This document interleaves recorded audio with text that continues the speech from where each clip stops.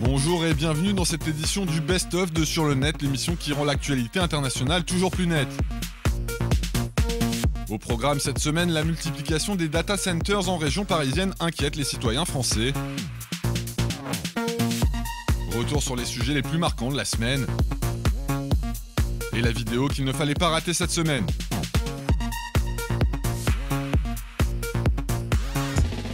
Depuis 2 ans, ces habitants de la Courneuve, dans la banlieue nord de Paris, vivent avec un data center en face de chez eux et ils sont inquiets.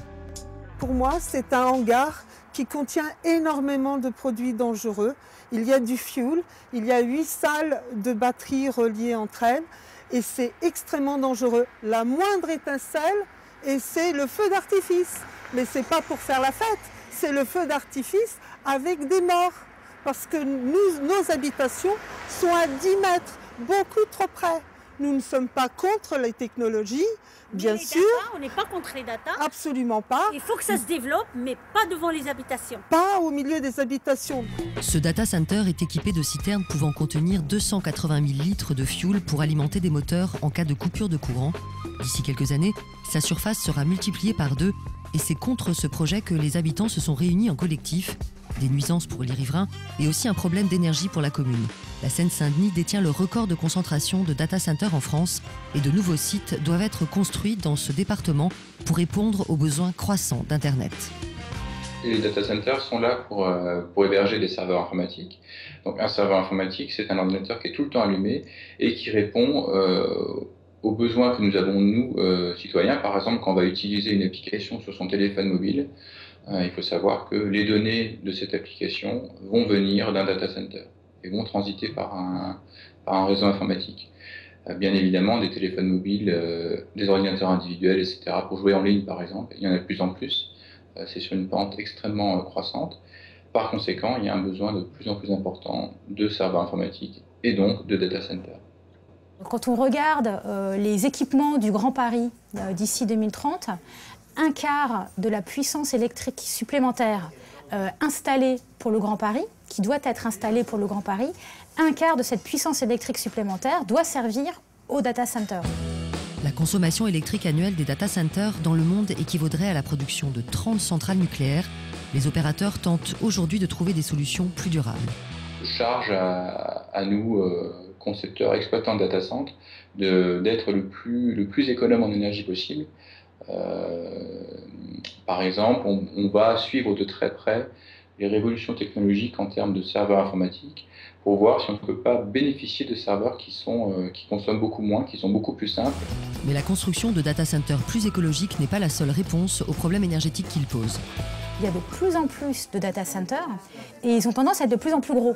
Donc quand bien même ils sont par mètre carré quelque part petit à petit plus sobres en énergie, en réalité ça n'empêche pas que la quantité de l'énergie dépensée par ça augmente considérablement et de plus en plus. Et ce qu'il faut absolument à ce stade, c'est une discussion plus ouverte sur mais quel type d'équipement peut-on imaginer, comment faire pour restreindre les consommations d'énergie, ça veut dire, y compris dans les usages, après ça touche à tout. C'est des usages moins consommateurs d'Internet, c'est aussi des logiciels par exemple, et des applications qui soient plus sobres en énergie. Faut-il garder ce système hyper centralisé, donc de ces gros data centers qui concentrent plein de serveurs, ou ne faut-il pas envisager quelque chose de plus décentralisé, plus proche des gens ? Des alternatives se développent pour récupérer la chaleur générée par les serveurs informatiques, comme ces mini data centers individuels, utilisés à la fois pour le stockage de données et comme chaudière numérique.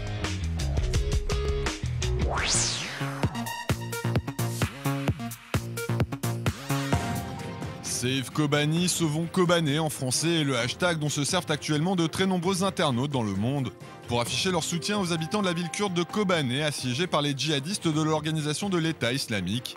Des mots-clés à travers lesquels les utilisateurs des réseaux sociaux tentent de sensibiliser l'opinion publique internationale au sort des populations civiles dans la région, tout en incitant les dirigeants politiques de la planète à agir au plus vite pour mettre un terme aux activités des terroristes de Daesh.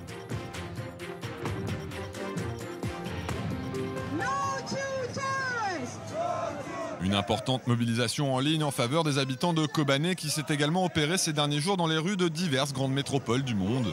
C'est notamment le cas à Londres, Chicago ou encore à Toronto. où plusieurs centaines d'activistes se sont rassemblés au cours du week-end pour soutenir les combattants kurdes qui affrontent les djihadistes de l'organisation de l'État islamique. Des cortèges dans lesquels on pouvait entendre des manifestants scander des slogans comme « Longue vie à Kobané » ou « Kobané n'est pas seul ».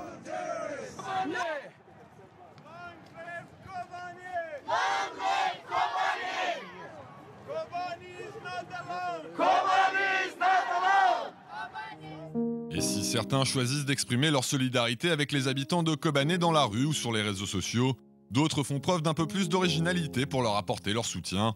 Les membres du collectif musical kurde Razbar ont ainsi composé un morceau de piano dédié aux populations victimes des conflits dans la région. Un titre tout simplement baptisé Save Kobani, que les internautes sont invités à découvrir et à relayer massivement sur YouTube.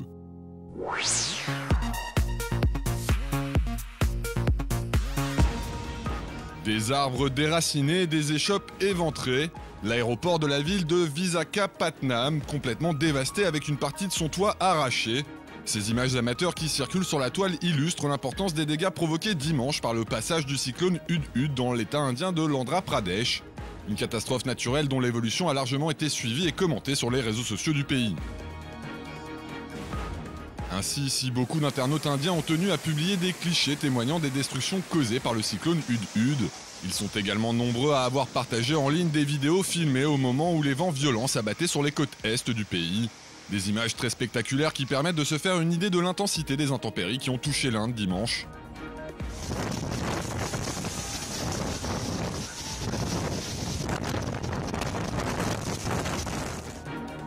Mais les réseaux sociaux ne sont pas uniquement utilisés pour relayer des photos ou des vidéos, illustrant la violence du cyclone ou les dégâts qu'il a provoqués.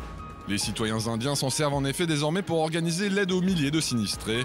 Certains font notamment circuler sur Twitter les numéros d'urgence mis en place par les autorités pour informer la population, quand d'autres rappellent que des centaines de centres d'hébergement sont prêts à accueillir ceux qui ont tout perdu après le passage de Hudhud.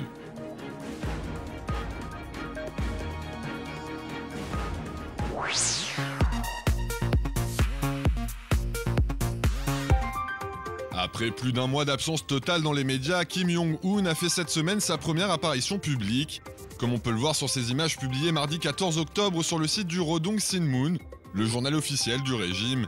Le leader nord-coréen a en effet visité un nouveau quartier résidentiel et des installations scientifiques à Pyongyang. Un retour sur le devant de la scène qui est loin d'être passé inaperçu sur les réseaux sociaux, où beaucoup d'internautes s'interrogent désormais avec humour sur ce qu'a pu faire le dictateur pendant sa disparition. Ainsi, les utilisateurs du web sont nombreux à faire usage des mots-clés « Where was Kim Jong-un » pour fournir des explications farfelues à l'absence médiatique du leader nord-coréen. Certains imaginent par exemple que le dictateur a pris près de 6 semaines de congé pour tenter de lancer sa carrière musicale, quand d'autres affirment que c'est dans l'espoir de devenir une star du cinéma ou du petit écran qu'il aurait choisi de disparaître.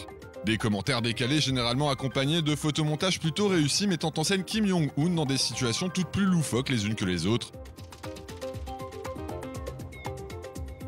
Autre signe démontrant que l'absence de l'homme fort de Pyongyang a particulièrement inspiré les internautes. Plusieurs d'entre eux ont décidé de revisiter les célèbres bandes dessinées pour enfants Où est Charlie, en remplaçant le traditionnel héros par Kim Jong-un. Des créations amusantes dans lesquelles il faut retrouver le dictateur qui se cache parmi des centaines de personnages. Enfin, quelques utilisateurs des réseaux sociaux à l'imagination fertile évoquent des pistes encore plus étonnantes pour expliquer la disparition médiatique de Kim Jong-un. C'est notamment le cas de l'auteur de ce post sur Twitter qui assure que le leader nord-coréen, victime d'un coup d'État, a été remplacé par son frère jumeau, Kim Jong-2.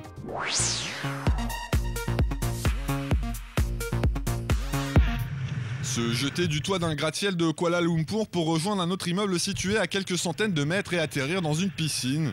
C'est l'incroyable performance qu'ont accompli récemment des spécialistes de base jump. Des images spectaculaires à retrouver sur le compte YouTube de Jeff Van Horn.